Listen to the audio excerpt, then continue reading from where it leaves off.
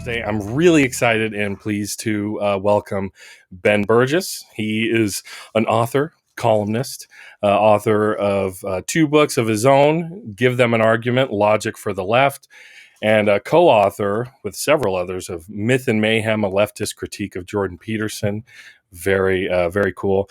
And the new book, which he's agreed to come on today to discuss, Canceling Comedians While the World Burns, a critique of the contemporary left. And I should also mention, host of the show, Give Them an Argument, shares the same name as his book. Welcome, Ben. How you doing today? Thanks again for coming on my fledgling channel here. Yeah, no, I'm good. I know it must be good stuff. You've had Jandrew World on here. Of course, our buddy Andy, artiste, incredible artiste, did the cover for Michael Brooks's book. But of course, here I have my copy of yours. I got it, of course, through Red Emma's, which Excellent. is where you should buy it, right? Definitely. Cool. So let's see. Now that I got the very formal introduction out of the way, I can goof a little bit and say, and recently retired adjunct logic professor, right? Basically, yeah. You're full time now. Yeah, pretty much. So I actually did have. I was an adjunct for years at Rutgers. I did have like a full-time academic job, but it's like very much not what people imagine when they hear academic job. Like I don't think most people have a sense of what a like weird precarious neoliberal hellscape universities are right now. So it was like 7 classes a semester and no job security, but health insurance. But yeah, that doing that and everything else I'm doing got to the point where it was untenable. My wife got a tenure track job, so I have health insurance through her. And yeah, so as much as slightly scary as it is to throw away some semblance of a middle class salary for a like a bunch of other gigs that are definitely not that, seemed like it was time to do it. Well, I can appreciate the juggle, but it is pretty cool. You can say you're a full-time public intellectual if you want, right? Or something less pretentious. Yeah, sure. Yeah, exactly. Yeah, the intellectual dork web. We don't want to wade into those waters. But so I've read your first book. I'll shamefully admit that I bought it on Kindle. So I have a lot of bookshelf space. Let me just say this about that. I mean, I think that tell people to get it from Red Emma's because I think like it's good that there's a worker co-op bookstore and we should support it. But like also, I mean, I think like focusing on ethical consumerism isn't really the way to go anyway. I mean, like I've got a Kindle. I buy things. I buy things from Amazon, although these days I do try to check over at Red Emma's first, I mean, I wouldn't moralize that too much, but it is really nice to have that out there, both because it just seems like a good place to support, and just in general, I think it's good to have some, functioning co-ops out there just as like proof of concept that we can run all this stuff without bosses. Very cool. Yeah, absolutely. And so I bought this hard copy, a Zero Books book, of course, along with Capitalist Realism, bundled them together. I thought that was be fun. But what I like about your first book and now this one, Canceling Comedians While the World Burns, a critique of the contemporary left, I find it that you are really aiming for giving the left strategy and giving us strategy books. And I first encountered you on Michael Brooks's show. I was a huge fan. I was there for the first episode of TMBS and for the first episode of GTAA, Give Them an Argument, right? Or GTTA, sorry. Right. That one. And that's something Michael talked about was strategy. Yeah. And so, why do you think that's important? And I don't know, maybe it's just some of your thoughts and feelings on that. Yeah, sure. Yeah, I mean, I think it's good that you that you brought up Michael because he probably did influenced the way I think about this stuff, more than anybody else. And yeah, I mean, I think definitely this book in particular. I mean, the first book I'd written a draft of, before I got to know him, but this book in particular, I don't think I would have written, without that influence. And yeah, there is that dimension to the first book, because I mean, I do kind of say a lot of what I say in the second one, but just like very quickly in the first one. And yeah, I think that part of what I was concerned with in the first book was about the way that oftentimes people on the left, and I don't want to make crazy generalizations here, like about numbers, but too many, people on the left had seemed like they were, just had this kind of instinctive dismissal of sort of studying arguments, breaking arguments down, doing all of that stuff, that like, because, we associate it with people, some of the worst people in the world. And so it's on that level, it's an understandable reaction. And maybe for, some other reasons we can get into or not, like I think that that's something that, that I was kind of noticing a lot, like sometimes is sort of half joking, but like, whatever, the least funny thing you can do to a joke is break down the extent to which, there's the extent to which it's serious, but it often seemed like it was often half joking, but wasn't entirely joking. This sort of rejection of talking about logic, which I always thought was really self-defeating. But part of why I said in the first book that I thought was really self-defeating is that it's something that, if you never get around to showing what's wrong with the arguments of the people that you're against, then one problem with that is that persuadable people will get the impression that you just don't have a good response. And another problem that I said is that if our only tools for pushing back against people who disagree with us are mockery or moral condemnation, which, I mean, I don't reject either of those things categorically, but, was on TMBS for a year.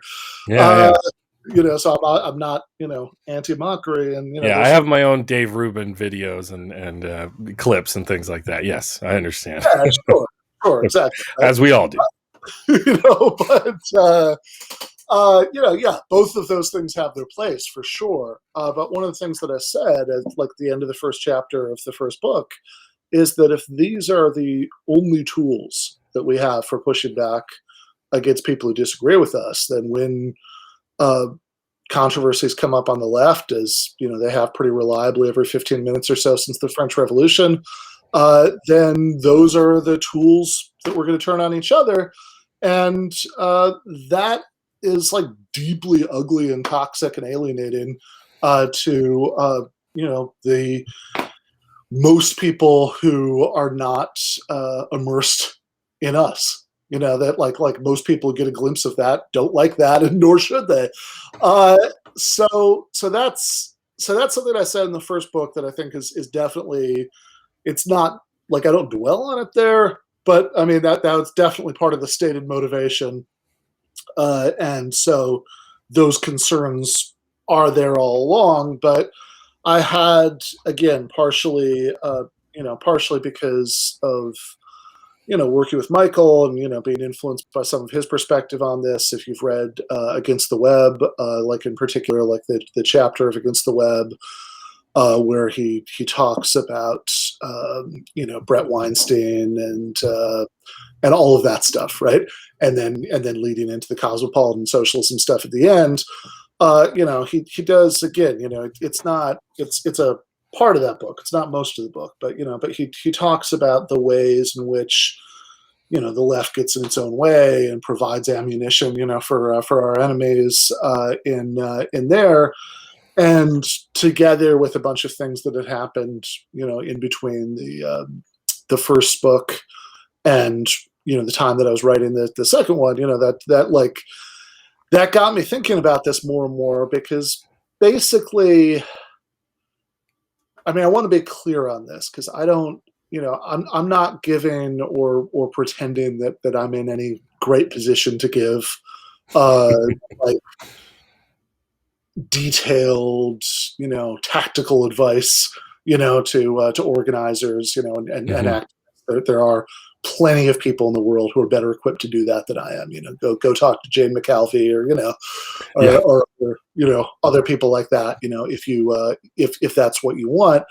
But I'm kind of trying to do something a little bit different in the book. It's sort of from a more of a bird's eye view kind of perspective. Say, here are things going on the left among people I basically agree with that make me worry that we're not even thinking about that stuff as an issue. That we're not really even like it's like the last thing on our minds often is, wow, how is it that we can reach out to the great majority of people whose material interests might align with our program, which is most people, but who aren't currently on board? Are the things that we're doing likely to facilitate that, or are the things that we're doing likely to make that much less likely?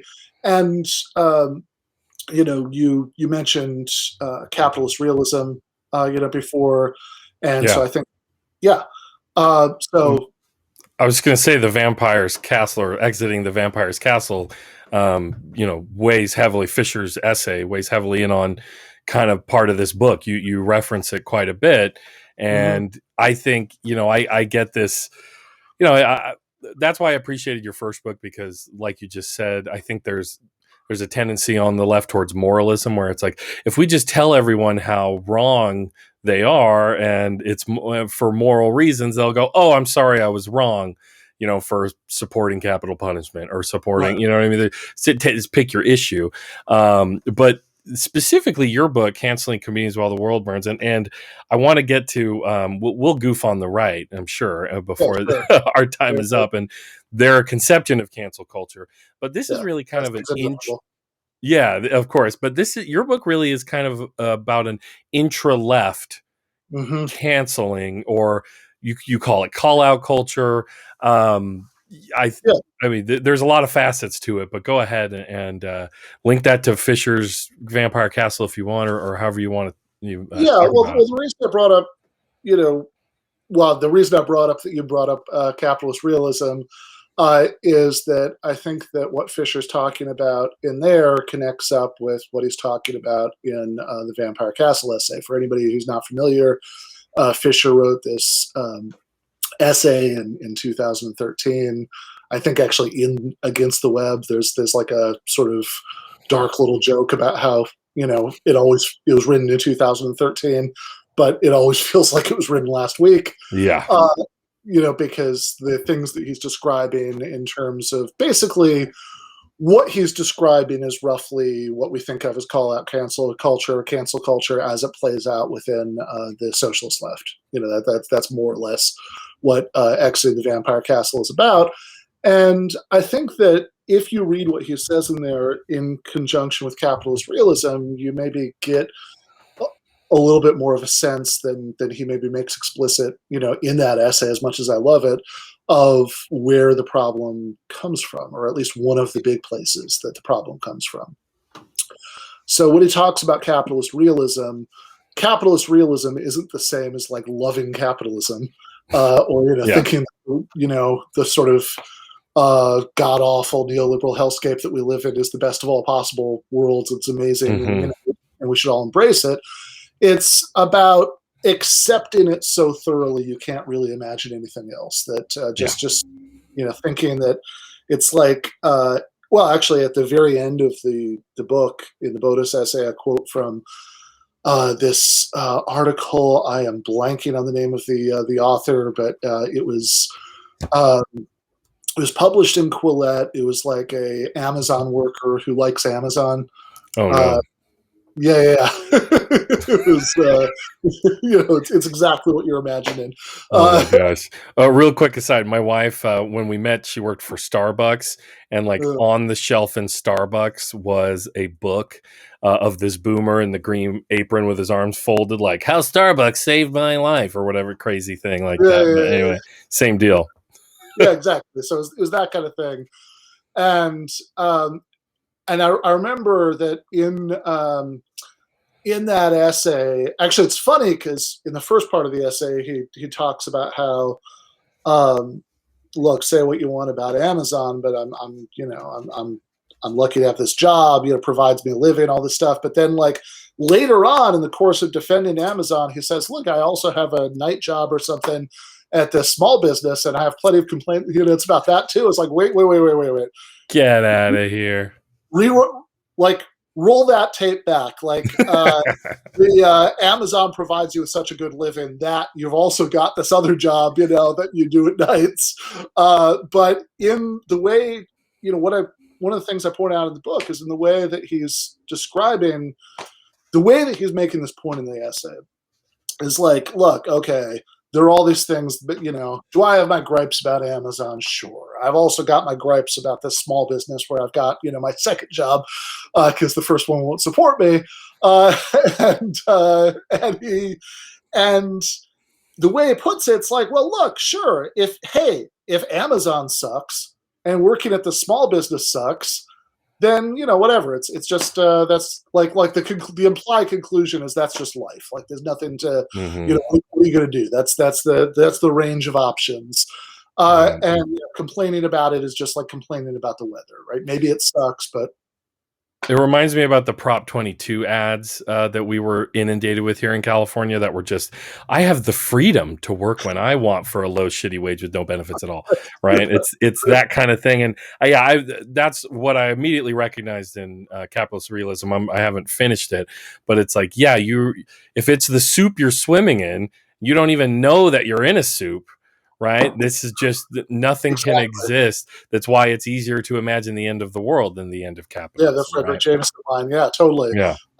Yeah, so I think that because of this kind of bone deep, capitalist realism, which, by the way, I think that like the more like widespread, like outside of the left, just like among ordinary people, version of that is a big underanalyzed on the left part of the reason why Bernie lost last year, why Jeremy Corbyn lost the UK in the election before that, because I don't think it's necessarily like certainly I don't think it's necessarily the case that British voters, like didn't want to renationalize the railways and shore up the NHS and all that stuff.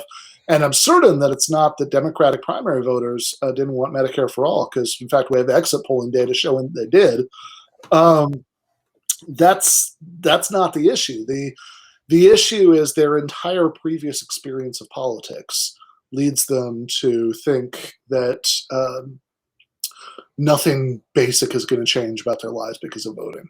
Like why, I mean, sure, politicians say things, fine, but you don't take that very seriously because the idea that anything big and economic is going to change because of voting just flies in the face of everything that your life so far has taught you. And so I think when you just don't take seriously the idea that, and forget like getting rid of capitalism, that we could just have real social democracy, even that like you just can't wrap your mind around that. It seems like, okay, here's like Bernie or Corbyn or whoever giving me this nice Christmas wish list of things that would be beautiful if they happen, but yeah, probably that's not going to happen anyway. Meanwhile, whether Brexit gets done or not in the UK case, or whether Trump is voted out, in the US case, those sound like real things that might be decided by elections.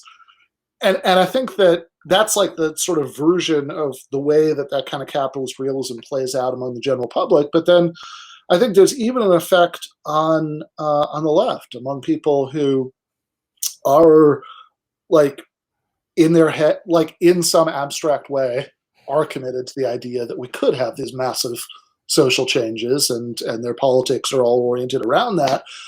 But even so, I think a lot of people don't really take seriously the idea that they could win politically. It sounds fantastic, that like not fantastic like great, but fantastic like a fantasy. Yeah, like the Lord of the Rings tattoo I have in my arm. Yeah, Yeah, Gandalf might show up to run before. Though, oh man, we'll get to your next book in a bit. But you shared a no, first page, and you compared Bernie to Doc Brown, and I was like, when can I get this book? But anyway, it definitely looks like that say what? but well, they. I mean, like if you look at the pictures side by side, it's they have a very similar appearance. But I was just gonna say, right? Like if you don't really take seriously the idea that you could win, that you could actually change the world, um, then it's very easy to let your politics become a kind of symbolic performance of moral commitment. Uh, and if you basically see politics as a symbolic performance of moral commitment, I think that like leads to a lot of problems of the kind that I'm trying to diagnose in the book. I think that a lot of the self-destructive things that the left does, we do because we're trying to like show how committed we are, or trying to guard the clubhouse against infiltration by people who might seem insufficiently committed, rather than trying to reach out to the great mass of normies, which by which I don't mean anything except like people who are not currently immersed in the subculture of the left, Yeah. and I think just to finally bring it back to cancel culture, like I'm sure we'll talk about later in the conversation, I don't think that's a unique problem to the left by any stretch of the imagination. Mm-hmm. I think that it's something that's a much bigger societal problem. I'd argue that in a lot of ways it's a disease of neoliberalism that infects the entire political spectrum. But I think that this problem that we've just been talking about makes us particularly vulnerable to it. Because it's something that I think we're kind of primed for, because we've got this guarding the clubhouse mentality.